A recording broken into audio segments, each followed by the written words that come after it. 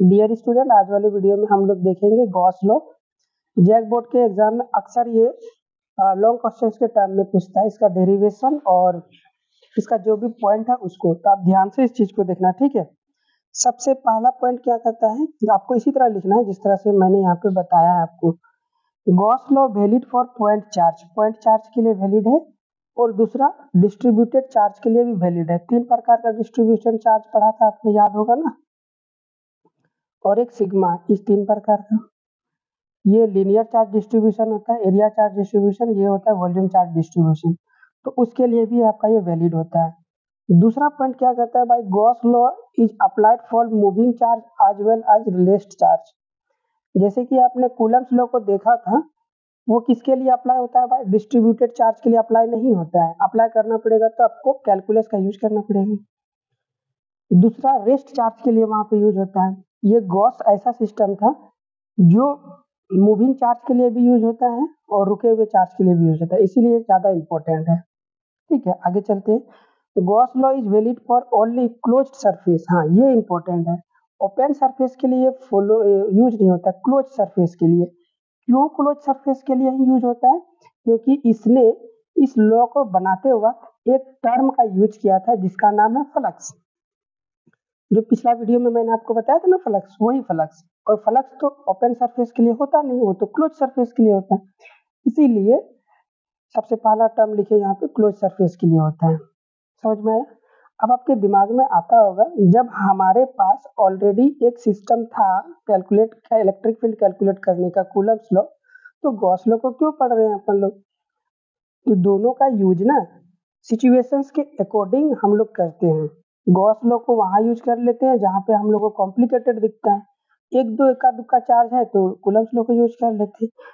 वो आगे आने वाले टाइम पे आपको समझ में आ जाएगा। ये थ्योरी अप्लाइड वाले पार्ट में किस तरह यूज होता है तब आपको बेहतर समझ में आएगा, लेकिन दोनों का ही इंपॉर्टेंस अपने अपने जगह पर है, ये आपको समझ के रखना है। ठीक है, चलो जी आगे बढ़ते हैं। ये तीन पॉइंट को आप याद करके रख लेना, गॉस लॉ कहाँ पे वैलिड है और किस तरह का सरफेस के लिए वैलिड है। ये ऑब्जेक्टिव क्वेश्चन में पूछता है, क्लोज सरफेस के लिए वैलिड है। अब गॉस का स्टेटमेंट क्या है उसको ध्यान से सुनिए। गॉस का स्टेटमेंट कहता है, टोटल इलेक्ट्रिक फ्लक्स लिंक्ड मतलब होता है निकलना, किसी थ्रू एनी क्लोज सरफेस, किसी क्लोज सरफेस के थ्रू यदि इलेक्ट्रिक फ्लक्स निकलता है, will be equal to 1 upon epsilon naught times to net charge enclosed by the surface। तो वो जो फ्लक्स है ना, वो फ्लक्स आपका 1 upon epsilon naught times into charge के बराबर होगा। क्या है इसका मतलब, समझाता हूं आपको। Net charge included by the surface, तो वो जो सरफेस है, वो सरफेस जितना चार्ज को इंक्लूड करेगा, मतलब घेराव करेगा, उस चार्ज का गुना, मान लेते हैं उसको क्यू नेट बोल देते हैं, गुना 1 बाय एप्सिलॉन नॉट टाइम्स होगा। 1 बाय एप्सिलॉन नॉट टाइम्स होगा, किसके बराबर होगा भाई, जो उस सरफेस है, बीच में चार्ज है तो भाई इलेक्ट्रिक फील्ड बाहर आएगा, इलेक्ट्रिक फील्ड बाहर आएगा और सरफेस भी है तो फ्लक्स बनेगा, तो वही फ्लक्स जो है वो इसके बराबर होगा। ठीक है, ये बात समझ में आ गया आपको। ये गॉस का स्टेटमेंट था, मतलब जितना फ्लक्स किसी क्लोज सरफेस से बाहर निकलेगा वो 1 बाय एप्सिलॉन मतलब net charge into 1 by epsilon not times के बराबर होगा, इक्वल होगा। ये समझ में आ गया आपको ये बात? दोबारा इसको प्रैक्टिस करेंगे तो आपको याद आ जाएगा। कितने गुने के बराबर होगा, net charge into epsilon not times, net charge into epsilon not गुना के बराबर होगा। Net charge into 1 by epsilon not, पहले गलती बोला था दोस्त, अभी सही कर दिया। Net charge into 1 by epsilon not times. अब ये जो सरफेस हम लोग लेते हैं, ये क्लोज सरफेस होता है। ये आपको सर्कल के फॉर्म में दिख रहा है ना, ये सर्कल के फॉर्म में नहीं है, एक्चुअल में इसको इमेजिन करो एक बलून के फॉर्म में है, गोल, और उस गोल के गोला के अंदर ये सारे चार्ज हैं। अब जो ये जो है ना, ये सर्कल जो आपने लिया, ये गोल वाला सरफेस इसको बोल रहे हैं, ये आजादी है। आप कितना भी चार्ज को इंक्लूड कर सकते हो, ये आप पे डिपेंड करता है कि आप कितना जनरेट पावर करवाना चाहते हो। ये आपके हाथ में है कि वो आप कितना चार्ज को घेराव करते हो। ठीक है, और इस सरफेस को नाम दिया है गॉसियन सरफेस। याद रहेगा आपको, गॉसियन सरफेस। स्टेटमेंट के अकॉर्डिंग इस सरफेस से जो भी आपका फ्लक्स बनेगा वो flux net charge upon epsilon not के बराबर होगा। याद रखिए नेट चार्ज कौन सा है, जो गॉसियन सरफेस के अंदर है। इसको बेहतर समझते हैं। मान लेते हैं कि यहाँ पे एक चार्ज है Q, Q2, Q1, Q2, Q3, Q4। इसको इरेज करता हूँ तब आप बेहतर समझ पाओगे।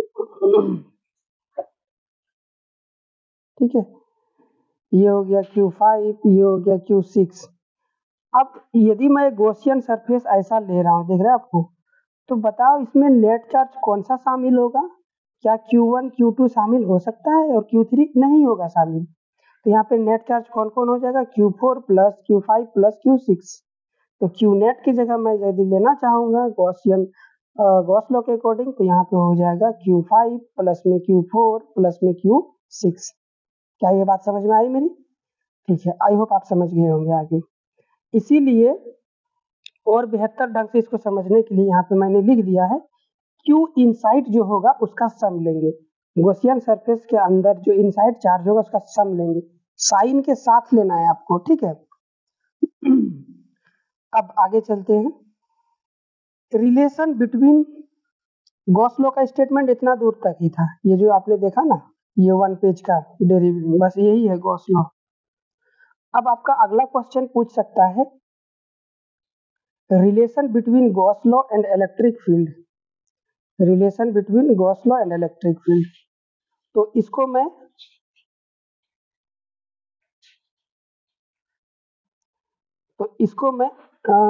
इसी में बता दूं क्या?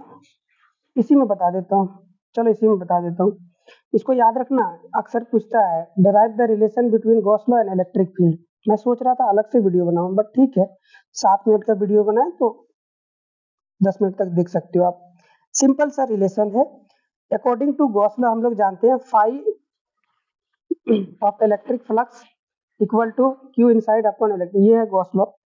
दूसरा हम लोग जानते हैं वी नो फाई ई, ये जो फ्लक्स है उसका फ्लक्स का फॉर्मूला से जानते हैं E डॉट डी ए। ये फ्लक्स वाले फॉर्मूला में अपन लोगों ने देखा था। फ्रॉम ए एंड बी, ये भी इलेक्ट्रिक फ्लक्स है, ये भी इलेक्ट्रिक फ्लक्स है। और कमाल की बात है उसी सरफेस के लिए, यदि सेम सरफेस के लिए दो दो लोग इलेक्ट्रिक फ्लक्स निकाल रहे हैं तो क्या मैग्नीट्यूड चेंज होगा? नहीं ना चेंज होगा भाई। इसको ऐसे समझ लो आप, मान लिया एक ये जार है या फिर बाल्टी है, बकेट रखा हुआ है, इसमें राम ने आके अपना सिस्टम से यहाँ मिल्क रखा हुआ है, सपोज करो मिल्क को मेजर किया, वो निकला 10 लीटर। फिर श्याम आता है, वो अपना दूसरा सिस्टम लेके आया, इसने 1 लीटर वाला सिस्टम लेके आया, ये 1 पाव वाला सिस्टम लेके आया, इसने भी मेजर किया। तो इसमें क्या, इसके द्वारा मेजर किया हुआ दूध जो मिल्क था इसमें, क्या वो 12 लीटर आएगा? नहीं आएगा, ऑब्वियसली सी बात है 10 लीटर आएगा, क्योंकि क्वांटिटी तो सेम ही है। चाहे तरीका आप कोई भी अपना लो, लेकिन जो यहाँ पे अमाउंट है वो तो सेम रहेगा। इसीलिए ये दोनों फाइनली बराबर होंगे। यदि ये दोनों बराबर होंगे तो ये सिस्टम भी बराबर होगा, इस तरह से। तो यही यहाँ पे मैं आपको समझाने की कोशिश कर रहा हूँ कि आपने एक बार फ्लक्स गॉस लॉ से निकाला, एक बार फ्लक्स आप ऑलरेडी फ्लक्स वाले फॉर्मूला से जानते हैं, तो दोनों फ्लक्स तो उसी सरफेस के लिए रिप्रेजेंट कर रहा है जिसके अंदर Q आपका हर बार सेम होगा, तो दोनों फ्लक्स बराबर होगा फ्रॉम 1 एंड 2। इसीलिए phi E equal to phi E, यहाँ पे एक चीज लिखना भूल गया है, phi E equal to phi E. पहला फाई ई की जगह आपने गॉस लॉ वाला रख दिया, दूसरा फाई ई की जगह आपने ये वाला रख दिया Q इनसाइड अपॉन ई। तो यूनिफॉर्म इलेक्ट्रिक फील्ड के लिए हम लोग जानते हैं ई क्या हो जाएगा, कांस्टेंट।